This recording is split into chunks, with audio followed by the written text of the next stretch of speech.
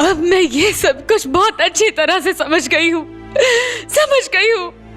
हकीकत ये है कि मेरा भाई यूनुस की वजह से नहीं मरा, बल्कि मेरी वजह से मर गया।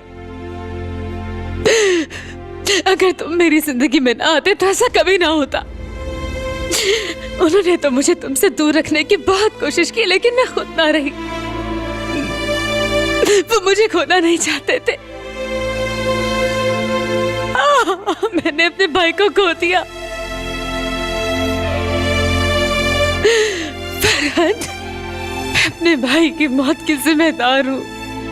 मैंने अपने भाई को खो दिया।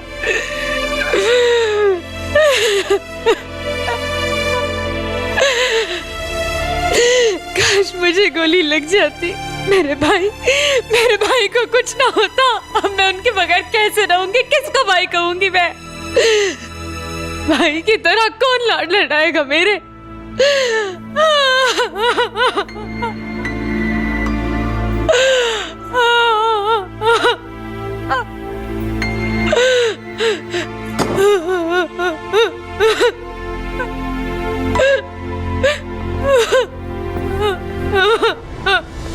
जैसे ही फरत ने उस आदमी की गर्दन पर अपना घुटना रखा ना, तो उसने बताया कि कल रात हम पर हमला करने वाला और भाभी पर हमला करने वाला यूनुस ही था। उसने ये सब क्यों किया? खुदा की कसम, जब वो मुझे मिलेगा तो उसे गोली मारने से पहले मैं भी यही पूछूंगा, कहाँ है वो? लेकिन वो मिल नहीं रहा। कहाँ चला गया कमीना? इसका मतलब है कि आसिल ने उस पर गोली चलाई। हाँ बिल्कुल, मुझे भी ये बात पता चली है। अगर भाभी ने ऐसा किया तो अच्छा ही किया, यही हक बनता था उनका। ऐसे कमीनों का यही अंजाम होता है। वो हमें देखकर भाग गया, वरना जंगल में खत्म करके दफना देते। वैसे बहुत सारी जगह हैं जहां वो जा सकता है। अब मुझे हर जगह उस कमीने को ढूंढना होगा। देखते हैं कहां तक भागता है वो। कभी तो मिलेगा ना। अब कहां जा रहे हैं? मुझे फरत और भाभी को इस हाल में देख के अच्छा नहीं लग रहा है। मैं उनके पास जाता हूँ, और वैसे भी घर के आसपास जाके देखता हूँ, शायद वो कमीना मिल जाए मुझे। आप अपना ख्याल रखना, मुझे बहुत फिक्र हो रही है।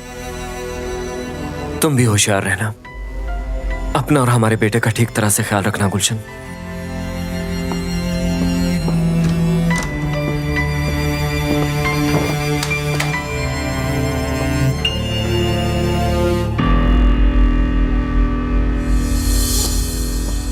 अच्छा किया तुमने, अपनी जुबान ना खोलकर खुद को बचा लिया। अब बहुत मोहतात रहना और अपने बेटे का ध्यान रखना। तुम भी मेरी एक बात याद रखना, बहुत ही असियतनाक मौत मरोगे तुम। सुना तुमने? नामुमकिन है गुलशन, मैं जानता हूँ कि तुम जैसी गुनहगार औरतों की दुआ खुदा नहीं सुनता। अब तुमने जो भी किया है अच्छा नहीं किया, इसीलिए आसिल ने तुम पर गोली चलाई है। अभी फजूल बातें बंद करो, बहुत बोल चुकी हो तुम। मेरे कमरे में जाओ, टेबल का ड्रॉर खोलो, वहां तुम्हें गन मिलेगी। उसे जाकर आसिल की गन से बदल दो। और दूसरी बात यह है कि मेरा पासपोर्ट भी वहीं पर है। तुम्हें पासपोर्ट और गन दोनों मुझ तक पहुंचाने हैं। और अगर हो सके तो कुछ पहनने के लिए ले आना, सर्दी काफी बढ़ रही है। जख्मी हालत में मुझसे सर्दी बर्दाश्त नहीं होगी। मैं तुम्हारी कोई भी बात नहीं मानूंगी। माननी तो पड़ेगी।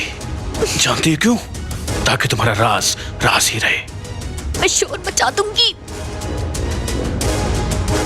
हाँ जरूर, ताकि आबिद को पता चले कि वो लड़की कितनी मासूम है जिसे उसने तस्लीम किया।